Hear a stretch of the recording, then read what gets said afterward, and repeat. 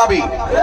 Interim গভর্নমেন্টকে আমি দৃষ্টি আকর্ষণ করছি, গতকালও ঢাকার রাজধানীতে লক্ষ লোক নিয়ে আমি সেখানেও সময় টিভি এবং চ্যানেল আইকে ইনফর্ম করে আমি জানান দিয়েছি।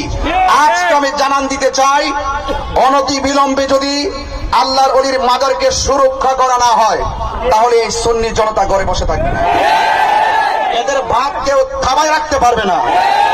সুন্নিরা বানের জলে ভেসে আসা কচুরি পানা নয়, ওরা যখন নেমে যাবে থামা রাখতে পারবেন না। মন্দিরে যখন আক্রমণ হয় আমি দেখি খুব ইন্টারিম গভর্নমেন্ট ডক্টর ইউনূস সাহেব খুব সুন্দর করে গিয়ে বলেন এই দেশটা সবার, আপনারা সংখ্যালঘু নয়, আপনারা বাংলাদেশী, আপনাদের অধিকার আছে।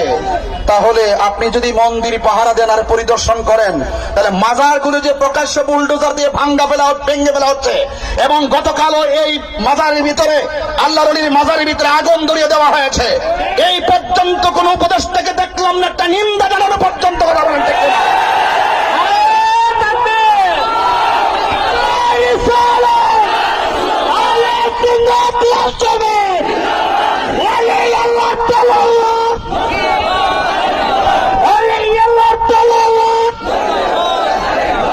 আমি দৃষ্টি আকর্ষণ করে শেষ করলাম, অনতি বিলম্বে যে মাজারগুলো ভেঙেছে তা মেরামত করে দেন,